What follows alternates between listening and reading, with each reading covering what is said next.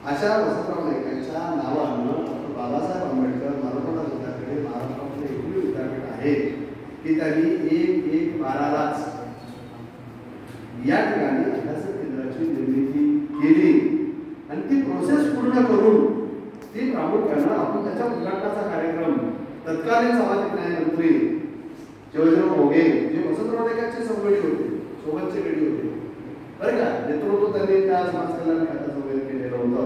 त्यानंतर सर्व समाजातील नेत्यांना एकत्रित आणून या महाराष्ट्राच्या गोष्टीचं जे मर्मबंध आहे ते यशवंतराव चव्हाण आणि वसंतराव नाईक आहे, निर्विवाद सत्य आहे.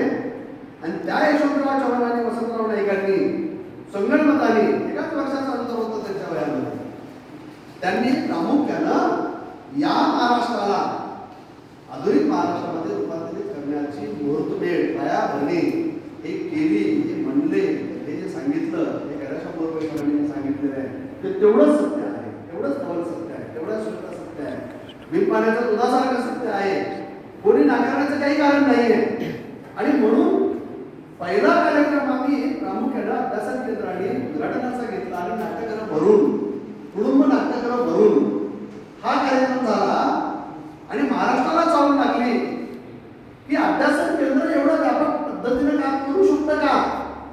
म्हणजे पुण्या मुंबईचं जे वर्चस्व होता त्याच्याही किंबहुना बाहेर पडून यशवंतराव चव्हाण आणि वसंतराव नाईकांच्या विचाराचा गोष्टीचं मर्मबंध म्हणून मर्मबंध ही पुस्तिका संपादित केली आणि त्याला बाळासाहेब सराटेचं आमचं जे संकटमध्ये सुरू झालं त्यांनी त्यावेळेस त्याच्यामध्ये एक लेख लिहिला बाळासाहेब सराटेने आणि आता आमचे ते प्रकट झालेले आहे.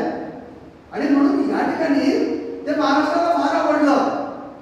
त्या काळामध्ये यशवंतराव चव्हाण आणि वसंतराव नाईकावर एकत्रित संपादित झालेली पहिली पुस्तिका मर्मबंध हे शीर्षक आमच्या शरदचंद्रजी पवार साहेबांना आवडलं आणि त्यांनी ती पुस्तिका खास करून मला मागून घेतली आणि ती दिली मी. म्हणजे याचा अर्थ असा आहे की महाराष्ट्र पुरोगामी आहे, पुरोगामी आहे, पुरोगामी आहे ज्या नावानं आम्ही म्हणत असतो तो पुरोगामी का आहे हा प्रश्न देखील आम्ही स्वतःला विचारला पाहिजे, महाराष्ट्राला विचारला पाहिजे बरं का. महाराष्ट्र पुरोगामी आहे, पुरोगामी म्हणण्याचं जर सगळ्यात मोठं जर महत्वाचं काम राजकीय पटलावर झालं असेल असं होत नाही.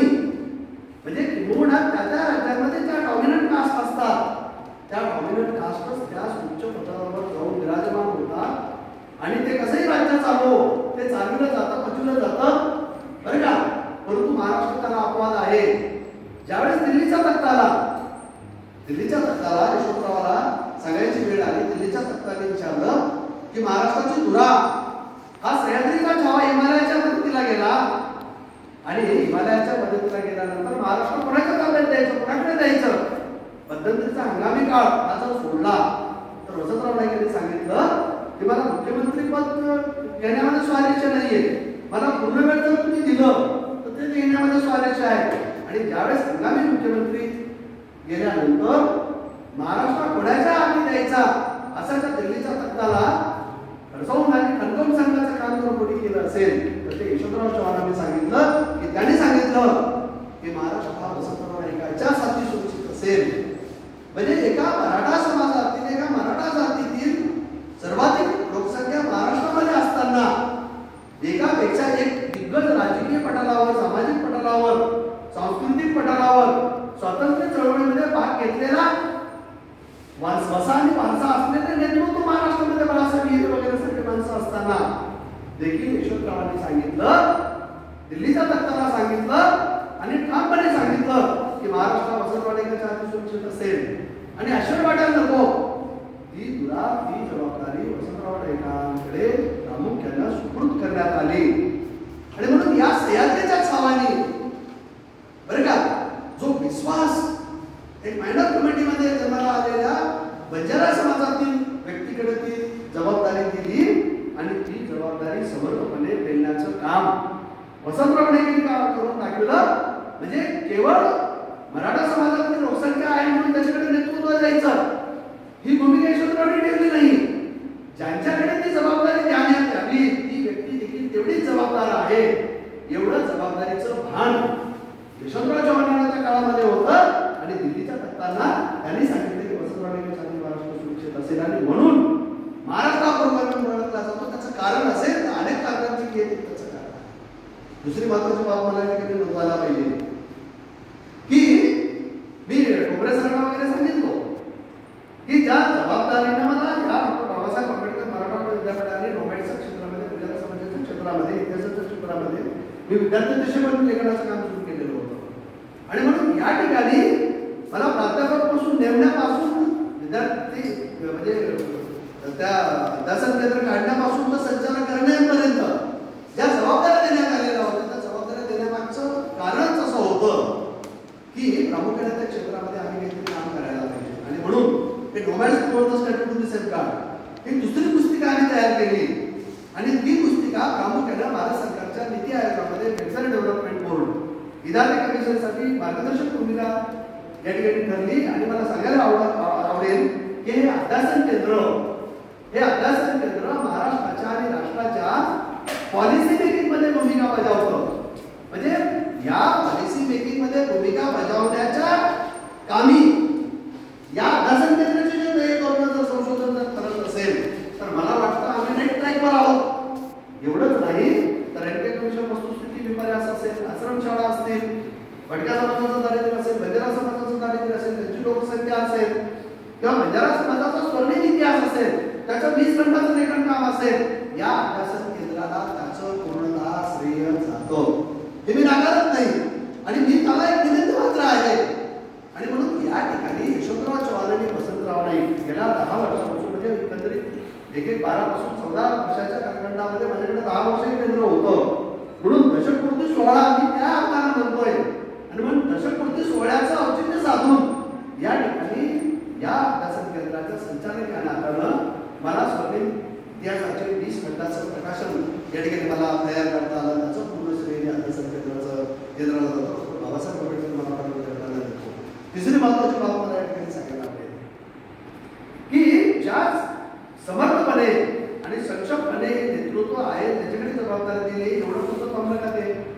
म्हणजे यशवंतरावांनी ज्यांच्याकडे जबाबदारी द्यावी ती प्रामुख्याने दिली जावी आणि तेवढ्याच खंबीरपणे त्याच्या पाठीशी उभं राहावं हे त्याचा महत्वाचा विषय आहे. नाहीतर एखादा मुख्यमंत्री झाला आणि त्याच्या माध्यमातून त्याला जरी केलं तरी या महाराष्ट्रामध्ये एक राजकीय पटलावर एक संस्कृती होती बरं का. आणि ती संस्कृती अशी होती की आजी असो की माझी असो त्या नेतृत्वांमध्ये विचार विनिमय व्हायचा. आणि विचार विनिमय होऊनच कुठली योजना व्हायची, विचार विनिमय होऊनच कुठला तरी निर्णय घेतला जायचा. म्हणजे विचार विनिमय न होता एखादा निर्णय जर घेतला गेला, एखादी जर घोषणा केली तर त्याच वेळेस ती राजकारणी मंडळी त्या राजकारण मंडळीला सार्वजनिकरित्या किंवा खाजगीरित्या कार्य सांगायची. आणि त्यांचं हृदय, त्यांचं मन, त्यांचा विचार हे राष्ट्राच्या उभारणीसाठी, महाराष्ट्राच्या उभारणीसाठीच असायचं. म्हणून त्यामध्ये त्याच्यातला काही गुजेपणा म्हणायचं नाही. म्हणून ज्या बाबीचा उल्लेख आमच्या आदरणीय मोरे सरांनी या ठिकाणी केलेला की त्यांनी सांगितलं की अन्नधान्याच्या बाबतीमध्ये जर महाराष्ट्र येत्या 2 वर्षामध्ये जर स्वयंपूर्ण करू शकलो नाही तर मला शनिवार वाड्यासमोर फासावर कटवा ही घोषणा केली. त्यावेळी यशवंतरावांनी सांगितलं वसंतराव हा हाताताईपणा कशाला, म्हणजे विचार करा हा हाताताईपणा कशाला. म्हणजे एखादी योजना घोषणा करत असताना तुम्ही स्वतःची आहुती द्यायला तयार झालात, हा हाताताईपणा कशाला. त्यावेळेस यशवंतरावांनी संवाद झाला, त्यांनी सांगितलं की ज्या जबाबदारीने तुम्ही माझ्याकडे नेतृत्व दिलेलं आहे त्यामुळं अन्नधान्याच्या बाबतीमध्ये महाराष्ट्रामध्ये दुष्काळ पडलेला असताना, सलग 3 दुष्काळ पडलेला असताना, झाडपाला पाहून माणसं जगण्याची परिस्थिती असताना त्या महाराष्ट्राला जर अन्नधान्याच्या बाबतीमध्ये जर मी स्वयंपूर्ण करू शकलो नाही अशी मी घोषणा जर केली नसती तर मी माझ्या जबाबदारीपासून पालन केलं असतं. म्हणून यशवंतरावजी तुमचा राग मी समजू शकतो. त्यावेळेस त्यांनी सांगितलं की हा पातळीपणा तुम्ही नाही करायला पाहिजे, कारण तुम्ही ज्या समर्थपणे या महाराष्ट्राचं नेतृत्व करत आहात त्याच्यावर माझा आणि सगळ्या देशाचा विश्वास आहे, देशाच्या नेतृत्वाचा विश्वास आहे. त्यामुळं तुम्ही स्वतःला फासावर लटकवण्याची घोषणा करायला पाहिजे नव्हती. आणि ही मान्य आणि एकमेकांच्या संदर्भामधला मनाचा कुठल्याही प्रकारचा कुजापणा न मागता महाराष्ट्र आणि राष्ट्र हे माझ्यासाठी प्रथम आहे आणि त्याच्यासाठी मी सर्व त्याग करायला तयार आहे.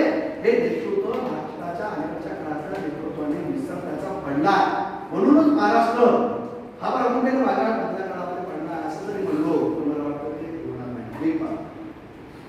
बाब या ठिकाणी मला सगळ्याला आवडेल बरं का.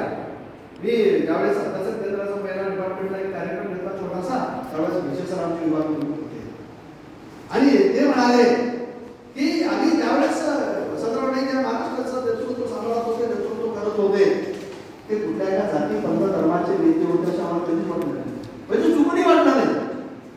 म्हणजे विशेषरावांचं ते वाक्य भाषणातलं वाक्य मी मर्मबंध पुस्तिकेच्या पहिल्या पेजावर प्रस्थापित केलेलं आहे बरं का, की महाराष्ट्रामध्ये पुरोगामी आहे, पुरोगामी आहे, पुरोगामी आम्ही त्या अर्थाने म्हणत असतो की एखाद्या मराठा समाजातल्या एका विद्यार्थी माणसाला देखील हे वाटावं की वसंतराव नाईक मुख्यमंत्री असताना ते कुठल्या एका जाती धर्माच्या पंथाचे नेते होते असं आम्हाला कधीच वाटलं नाही. म्हणजे हे वाटावं, हे जनमानसामध्ये भावना व्हावी, ती रुजवावी, त्या रुजवण्यासाठी त्या नेतृत्वाने पराकाष्ठा करावी. ही प्रामुख्याने महाराष्ट्राच्या राजकीय पटलावर, सामाजिक पटलावर, सांस्कृतिक पटलावरची ही प्रतिमा होती आणि ती प्रतिमा जपण्याचं काम तत्कालीन नेतृत्व करत होतं. आणि म्हणून ज्यावेळेस दुष्काळ पडला, ज्यावेळेस युद्ध झालं चीन आणि भारताचं, ज्यावेळेस चीन आणि पाकिस्तानचं युद्ध झालं आणि राष्ट्र अडचणीत आलं, म्हणजे अंदाजपत्रकातला बहुतांशी हिस्सा दोन्ही अंदाजपत्रकामध्ये पहिला आम्ही अपेक्षित ग्रोथपेक्षा जास्त गाठलेलं होतं, परंतु सगळं 65 आणि 65 आणि 72च्या युद्धामध्ये आम्हाला घालावं लागलं. त्यावेळेस महाराष्ट्र देखील राष्ट्राच्या मदतीला धावून गेलेला आहे. सर्वाधिक निधी, सर्वाधिक पैसा, सर्वाधिक महसूल महाराष्ट्राने गोळा करून भारताला दिलेला आहे. म्हणून महाराष्ट्र पुरोगामी पुरोगामी पुरोगामी आपल्या आग्रहानं म्हणत असतो, तर तो प्रतिगामी मराठा त्यांच्यामध्ये नव्हता. आणि म्हणून या ठिकाणी ही बाबी चर्चा झाली.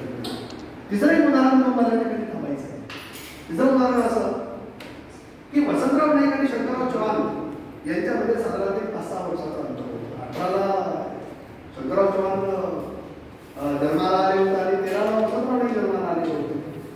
आणि तुम्हाला माहित असेल की एक स्वातंत्र्य चळवळीचा वसा आणि वारसा असलेलं अशा पद्धतीचा सुसंस्कृत माणूस शंकरराव चव्हाण हे मराठा समाजाच्या नांदेडचे आहेत आणि त्यांना प्रामुख्याने आपण हे केलं पाहिजे. म्हणून नागपूरला पाठवून त्या ठिकाणी तिकीट देऊन त्या आलापाकडे भोकरदार तरुणांच्या मतदारसंघामध्ये उभा करण्याचं काम वसंतराव नाईक यांनी केलं. आणि त्या विरोधामध्ये बंजारा समाजाचं माणसाला कोणीतरी उभं केलं, त्याला गप्प बसण्याचं काम त्यावेळेस वसंतराव नाईक यांनी केलं. आणि शंकरराव चव्हाण सारख्या बुद्धिवादी स्वतंत्र सैनिकाला, चळवळीच्या नेत्याला प्रामुख्यानं निवडून येण्यासाठीची माझ्या समाजातला माणूस कोणीतरी जाणीव उभा करून समाजामध्ये कृषी भावना निर्माण करण्याचं काम या ठिकाणी करत आहेत. आणि ठाण माणूस त्या ठिकाणी बसले आणि टीटी राठोडला, टिकाराम पवारला त्यांनी तिकीट ते परत त्यांना माघार घ्यायला लावली. आणि शंकरराव चव्हाणाला निवडून येण्यासाठीच ते गंभीरपणे उभे टाकले नाही.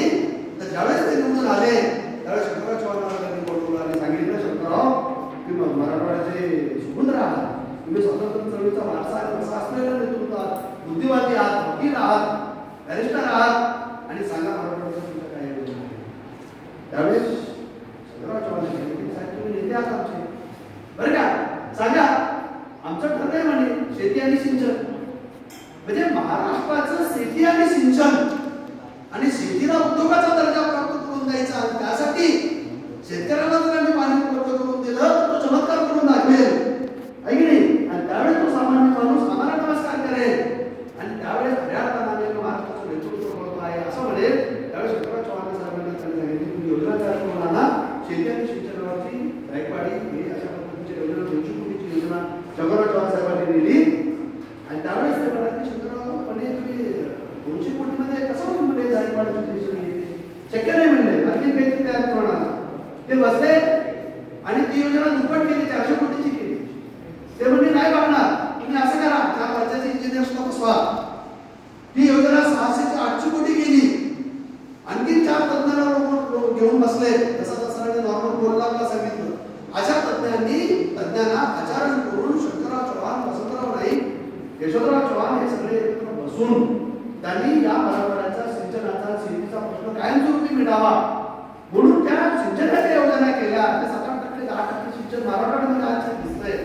त्याची पायाभरणी त्या काळामध्ये झाली आणि विचार करला की 200 कोटीची योजना आणखी 400 कोटी टाकून त्याची 1200 कोटीची केली. एका बजेटमध्ये ते पूर्ण होत नव्हती. तर प्रामुख्याने 400-400 3 वर्ष 3 कालावधी योजना त्यांनी लागू केली आणि मराठवाड्याचा सिंचनाचा प्रश्न आहे ते वाढवण्याचं काम त्या काळामध्ये केलं. आज आम्ही एखाद्या आमदार खासदार मंत्र्यांनी जरी काही पैशासाठी योजना लिहिली